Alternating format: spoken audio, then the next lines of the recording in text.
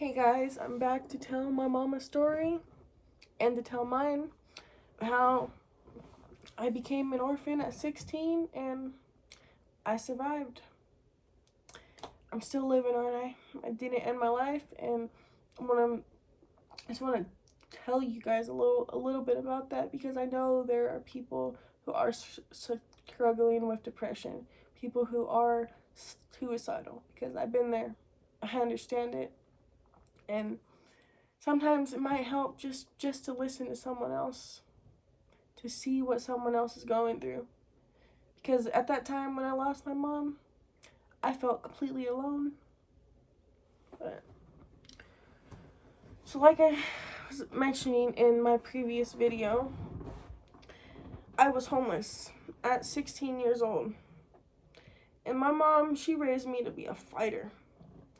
So I knew either I was going to CPS or I was going to have to figure out my life. I was going to have to take care of myself. And I didn't know how to live without my mom. But I had an ultimate plan is I was going to start working. I was going to get emancipated. And I was going to get into my own apartment. Life didn't exactly work out that way, but I was sleeping in my car in front of my sister's house. She offered me to spend one night there until I can either go to CPS or over to my grandma's house. But that one night turned into much more. We were really there for each other because her baby's father wasn't in her life. We were both just two grieving little girls. She just turned 19 at the time. I was 16, and we really helped each other. I helped her with her kids, and being around my mama's grandchild, it was one of my only reasons for living. I wanted to give her the love that my mom was no longer able to give her. And I personally felt like if I'm feeling this way, how is my family feeling? So I tried to put on that strong face. I tried to make everybody happy.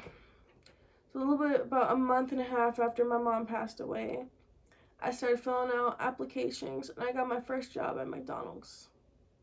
Started working full time. I was going to school. I was taking myself to school. I was hopping on the bus every day just to get to work. I was gone literally all day. Like I didn't know what to do. At first, I started failing school for the first few weeks, but I got back on my feet.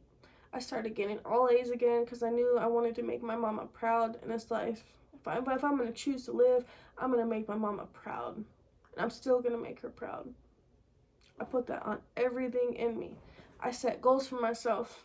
I've wanted to personally become a lawyer for a long time, and that is still the goal I have because I want to shoot for the stars. I want to make my mama proud. So I got back on my schoolwork. I got it up. I was working 35 to 45 hours a week on top of helping my sister work in the mornings. I personally felt like I was falling. I was falling really bad, so I got myself to work just to keep my mind so busy that I did not have to think about nothing. And truthfully, that was a mistake. I needed that time to grieve. But I knew I had to work because if not, I was gonna starve every month. How was I supposed to do anything in life if I wasn't making money? So it forced me to grow up real quick. Life was no longer about talking to boys and talking and having friends. My life became serious real quick. I had bills to pay. I had to figure out how to eat every month. I had to take care of myself at 16 years old. And I appreciate my sister for opening up her arms to me more than anything, because if not, I would have been on the streets 100%. I worked there for about 3 months. I was making minimum wage, and every dollar I made, I spent that on my family. I bought them presents. I wanted to make sure that we had a Christmas because every year my mom, not every year, but more recently, my mom went all out on Christmas. The year before that, we had hundreds and hundreds of presents. And without my mom, I'm like, how is any of that can happen? I got sisters who just lost their mom. They are 12 and 14, and they're not even gonna have a Christmas. What was really messed up is we all got separated because I fought with my dad, and I'm like, I refuse to live with your family whatsoever. That they kept them separated from me. They painted me as the big bad monster, and they're like, you are not allowed to see your sisters. So my dad, they moved the 14-year-old over to my grandma's house, and they moved the 12-year-old over to my aunt, and I was told I could see none of them. Right after I lost my mom, I lost my sisters as well. But I knew I was going to fight for them. I I wanted to stay with them more than anything, but I knew if I would have ended my life. If I would have gave in to my dad, I would have never got that power back. So I spent that time to get my power back, to get myself on my feet, and I did fight. I fought the war. I went head to head with all these motherfuckers. My aunt, she was trying to move my 12-year-old sister out to Texas. Move her out to Texas, I say. Right after my mom passed away, refusing to even let me see her. That shit will never make sense to me. People are evil. And in situations like that, in times like that, you see people's true colors. You really do. And after that, I stopped talking to the most of my family. They sat there and they kept my sisters apart from me, and they expected me not to be mad about it. A few months after my mom passed away, though, bro, I fought. I did things I'm not proud of, but I got my 12-year-old sister back. I fought against my dad, an abusive, physically abusive, and a mental abuser, who me and my mom lived terrified of for years. I sold my car in a heartbeat. Sold it for $1,200 because I was going to put every dime I made towards having a lawyer, because I was going to fight these fuckers in court. So don't ever be afraid, because when you got nothing else to lose, take that big step. Fight people in court. Do what you gotta do, even if it makes other people upset. Don't just sit in the shadows. Fight. My mom taught me to fight. My mom was a warrior. She raised a warrior as well.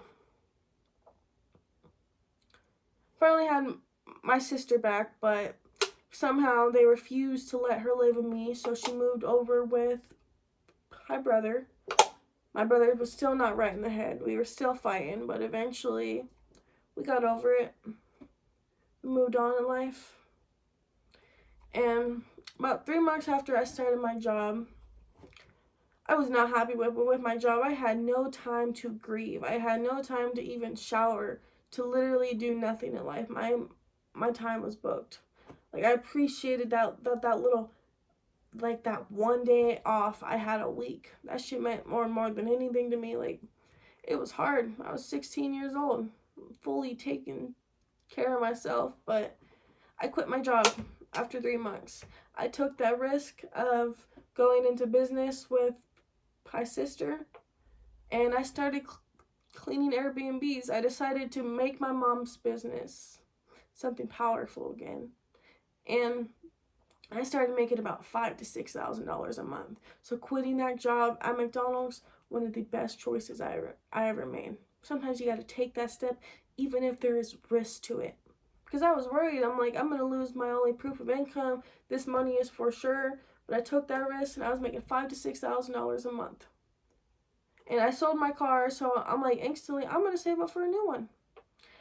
Took me a few months, but I was able to save up for a nice down deposit on a 2020 Volkswagen Jetta. Me at 17 now. I was 17 after that. 17 years old. I was putting money aside for a 2020 Volkswagen Jetta when I was told only place I belonged was jail. That I didn't have a place on this earth. I wanted to prove everybody wrong. I saved up my money. I got my bills paid. And I was living good for a minute. I was living really good.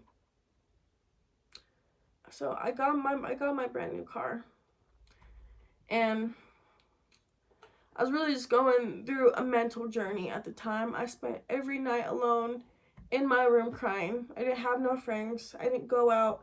I didn't have a social life. I spent every night alone in my room.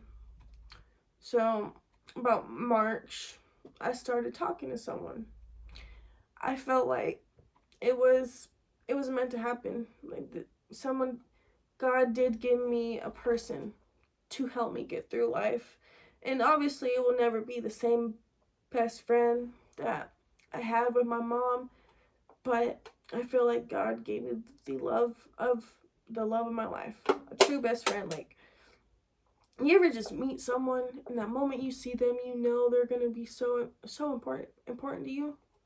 So I met him and I started having fun again. I started going out. I was going on dates, really just living life a little bit more on the edge. Finally saying, who cares what everybody thinks? Because I was tired of caring what everyone thinks. Because I've been judged from the moment I was born about any and every last thing I do. So I finally said, fuck the rules life has. And I wanted to have fun. I did acid. I was living. I wasn't exactly living, but I was making good memories, and I had someone who was there for me. It's one of the best choices I ever made, was taking that risk, because I might have just found the love of my life. And in doing that, my family wanted nothing to do with me, because me being with anyone, I'm considered a whore. I'm good for nothing. Like, so I ended up fighting with, not necessarily fighting with my sister over the guy, but fighting because they didn't want me to live. They didn't want me to get out there again and have my own life. And I was at the point where life, like after losing my mom, life is very, very short. Very, very short. I took the risk. I wanted to have fun again. I started to build up my own life again, and I got out of my depressive hole. And having that person there for me, it really helped. It really, really did. Because I was still very, very sad over my mom, but I kind of did have that little, kind of helped me realize that my mom is not going to come back. The most I can do is make the most out of this life until I get to see her up in heaven again. So I don't need to spend every minute just being weighed down by sadness. And I'm not saying don't embrace your sadness, but also embrace the happiness. Try to make the most out of this life. So yeah, I moved out of my sister's house. I started renting a room from someone. I was paying almost $1,000 a month for it. I could not afford it, but I made it happen.